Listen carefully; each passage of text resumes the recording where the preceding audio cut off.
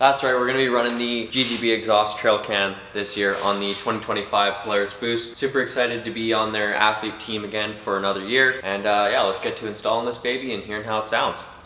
So before we go ahead and install this, we're going to jack the back end up here, give it a couple braps, let it warm up, and let you hear what the stock can sounds like. And then we'll go ahead, install the GGB exhaust, and show you what the trail can sounds like. So let's get to it. Okay, we're going to start this thing up and see how it sounds stock.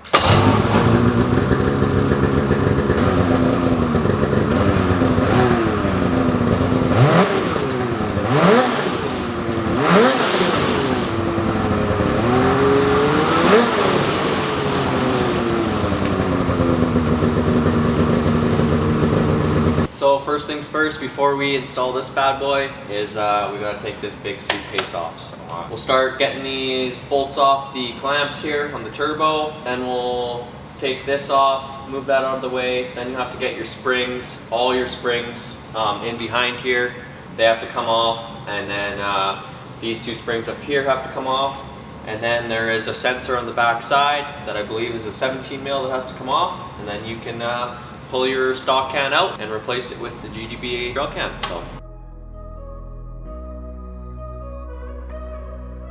I'm pretty sure GGB exhaust has spring pullers on their website, but I just usually put a little nick in a flathead screwdriver and it seems to get them off.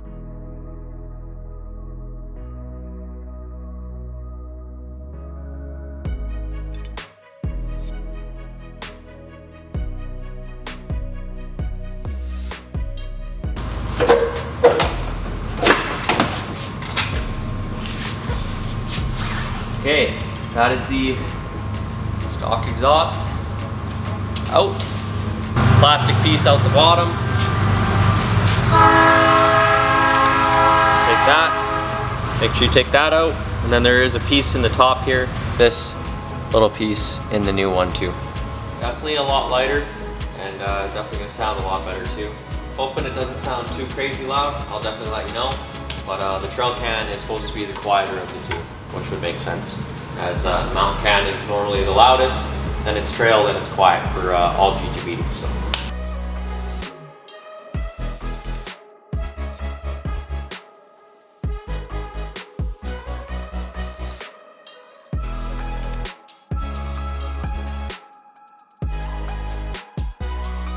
So that was a pretty simple install, guys. We're gonna put the hood on and show you what it sounds like with the trail can on there now compared to stock. We'll put the clips side by side, show you how it sounds.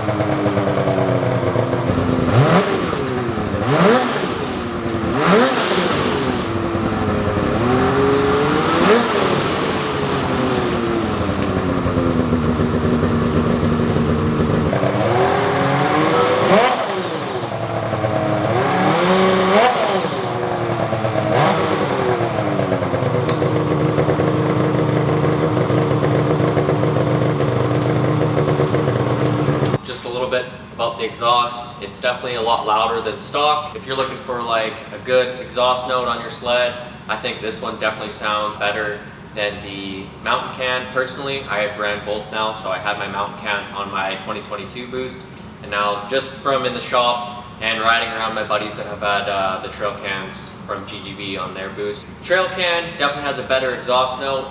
The mountain can is really like loud and just really raspy, and then your stock can is just like super quiet and just turbo noise. So depending on what you want to ride, that's kind of your options. All I know is that it's super easy to work on your right side on your quick drive belt, or if you have electric start like me now, you can work on that stuff super easy. I've taken off my quick drive belts without having to remove my exhaust, where if you have to work on your quick drive belts with your stock exhaust on there, it's really difficult and it's just a lot tighter. So definitely keep that in mind when you're looking at exhaust cans, because working on your sleds It's a lot easier when you have a little bit more room, and they're lighter and sound better. The second part that we're going to be installing today is these Solis King's ski rubbers that I picked up off the Whiskey Throttle Power Sports website.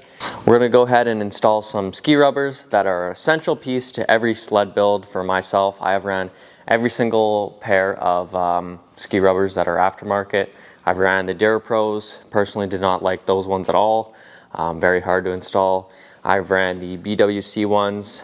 Those ones are super nice to install and last really good too. Ran those for a full season. I have installed the Kyber ones on my Ski-Doo. Those ones were also really easy to install and held up really good. Still going to run those for a second year. They have 3,000 kilometers on them. No problems there, along with the BWC ones also had 3,000 kilometers on those, no problems.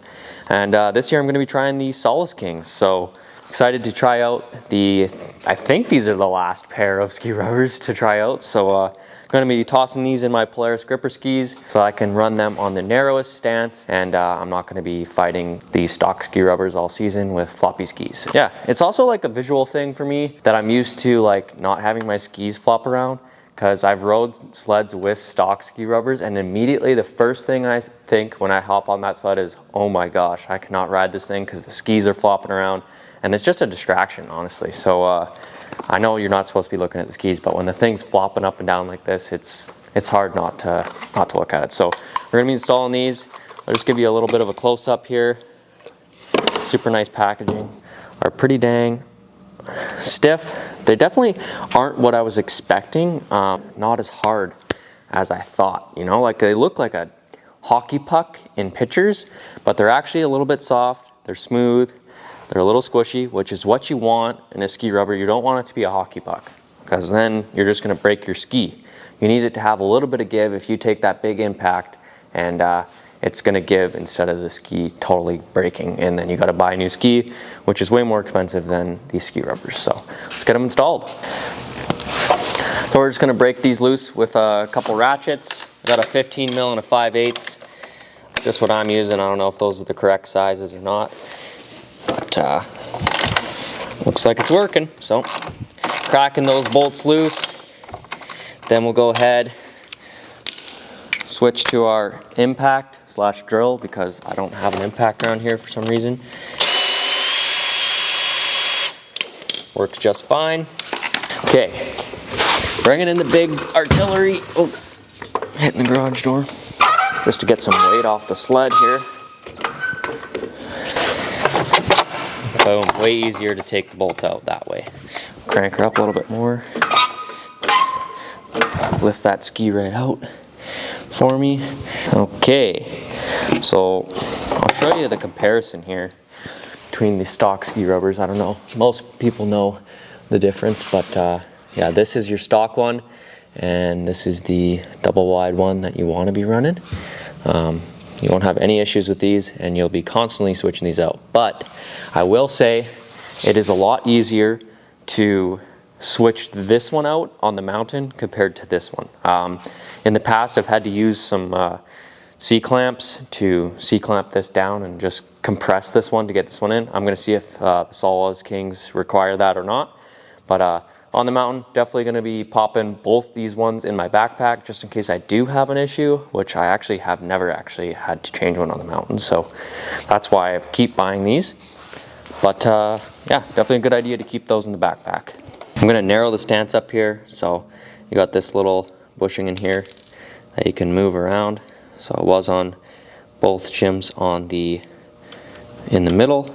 I'm going to move both these shims or spacers, whatever you want to call them, to the inside, and then that way your skis are on the narrowest stance that you can have, which is really good for tree riding. If I do end up jumping the sled, which with those shocks on there I probably won't, I'll probably just use the free ride for jumping, but this sled's definitely going to go in the air with some whips and stuff, so I'm going to crank these down. But I might move those back to where they were, like that, for jumping, just to get the skis a little bit more centered, and that way if you do take a big impact, you're going to have a little bit more stability. So those two holes look like they go right in there. So we'll just pop them in there. Okay, we're gonna see if we need a little extra force to get this in, or if it's just gonna slide in nicely, as it should. Oh, these Solis Kings are fitting good. I think they're gonna go in without having to use as a clamp or anything like that. So honestly, that's what you want. It just makes this process way easier, way faster. Yeah, there's one side. Trying to get these perfect. That was the easiest ski rubber I've ever installed, and I just said I've installed all brands. So take that with a grain of salt when you are looking for new ski rubbers. Whiskey Throttle Power Sports has these on their website right now, so go get them.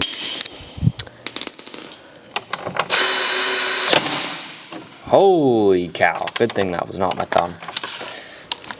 That's why you need an impact. You can't be messing around with a damn drill that's supposed to drill wood screws in when you're working in the shop with tools like this.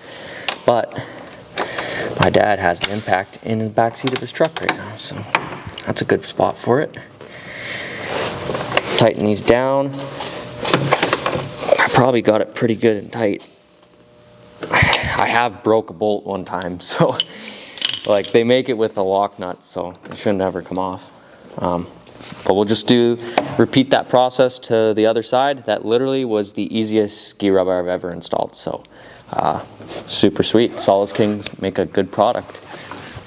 So yeah, that's kind of the wrap up of the video there, guys. I hope you enjoyed it. There's gonna be some more build videos coming up soon. We got a lot of backwoods BMP parts coming. We're gonna be kitting this thing out with all backwoods BMP products. It's really gonna tie this build together, so definitely stay tuned for that one. It'll be coming up in about mid-November, start of December here, once I get all the parts and make all the videos. We're gonna do a bunch of how-to videos on those and all that good stuff. So thanks for watching, really appreciate it. Definitely go check out my other videos if you're itching to get sledding. I got a bunch of riding videos from last season, and I've been posting some from last season in the fall here. I got a few more of those that I'll be posting as well, along with the next build series, which will wrap up this build. I'd say it's came out pretty good.